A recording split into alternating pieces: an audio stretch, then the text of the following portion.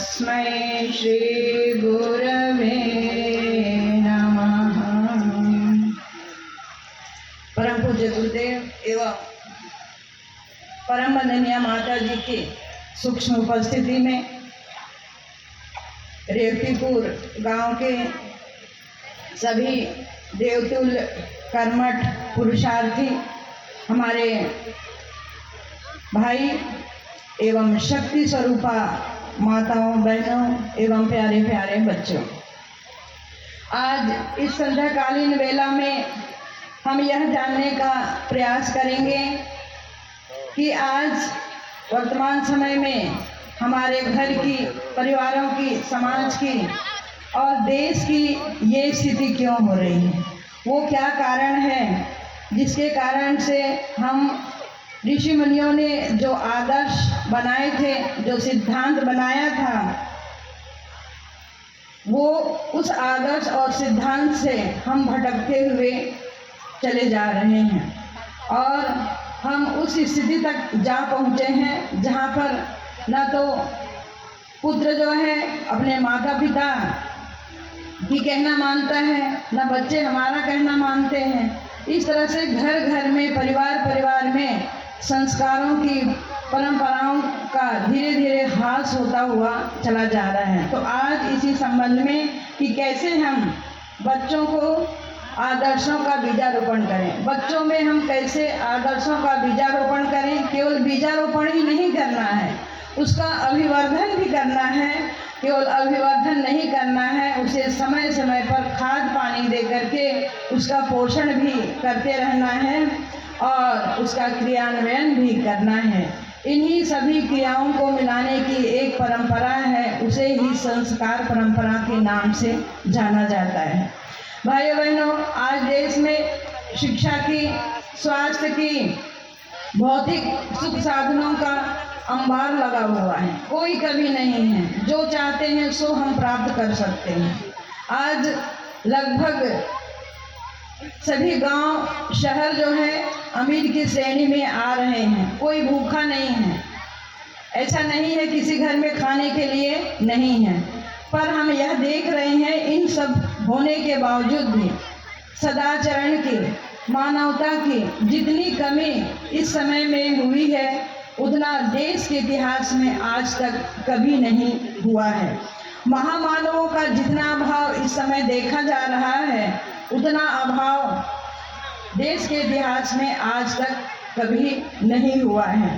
तो भाइयों बहनों, आज हमारे बच्चों को मोटर कार देने की उतनी आवश्यकता नहीं है जितनी आवश्यकता है उन्हें संस्कार देने की। संस्कार के माध्यम से ही हम उसे सही मार्गदर्शन, प्रेरणा और मार्गदर्शन देंगे, जिससे उनके गुण, कर्म और स्वभाव का परिष्कार हो सके और घर घर में, जिस प्रकार से प्राचीन काल में घर घर में देवपुत्र हुआ करते थे, उसी तरीके से घर घर में आज भी उन्हीं देवपुत्रों को, माताओं को गढ़ने की आवश्यकता है। आज जहाँ कहा जाता है कि जहाँ पर बारिश नहीं होती है वहाँ की फसलें खराब हो जाती हैं, जहाँ बारिश नहीं होती वहाँ की फसलें खराब हो जाती हैं, और जिन घरों में बच्चों को संस्कार नहीं दिए जाते वो नस्लें ही खराब हो जाती हैं, वो घर ही, वो परिवार ही क्या हो जाता है, बर्बाद हो जाता है। तो भाई बहनों, आज हमें अपने बच्चों को धन दौलत प्रॉपर्टी देने की आवश्यकता नहीं है, उन्हें एक संस्कार दीजिए, एक सभ्य मानव, श्रेष्ठ मानव गढ़ करके दीजिए। तो यदि वह संस्कारवान होगा तो धन दौलत तो कमा ही लेगा। यदि धन दौलत है और संस्कारवान नहीं होगा तो जो धन आपने छोड़ करके गया है उस धन को वो बर्बाद करता हुआ चला जाएगा। और यही कारण है कि उस समय जो है हमारा देश संसाधनों के क्षेत्र में सोने की चिड़िया के नाम कहा जाता था और ज्ञान के क्षेत्र में जगत गुरु के नाम से विश्व विख्यात था। उस समय राजा जनक, दशरथ जैसे महान राजा हुआ करते थे। वो भले राजा हुआ करते थे पर इस संसार में वैसे ही रहते थे जैसे पानी में कमल रहता है। पानी में तो रहता है पर संसार से उसे कोई मतलब नहीं रहता है, पानी से कोई मतलब नहीं रहता। इसी तरीके से बड़े बड़े राजा महाराजा हुए हैं। राजा शिवी में इतनी प्रेम दया करुणा की भावना थी कि कबूतर के बराबर अपने शरीर का मांस उस शिकारी को दे देते हैं। तो ऐसे वीर महापराक्रमी राजा जो है कहाँ से निकले? एक परिवार से ही निकले। और गढ़ा किसने? एक माँ ने ही गढ़ा है। और परम पूज्य गुरुदेव ने सपना देखा है कि मानव में देवत्व का उदय और धरती पर स्वर्ग का अवतरण। तो धरती पर स्वर्ग का अवतरण होगा कैसे? कैसे होगा?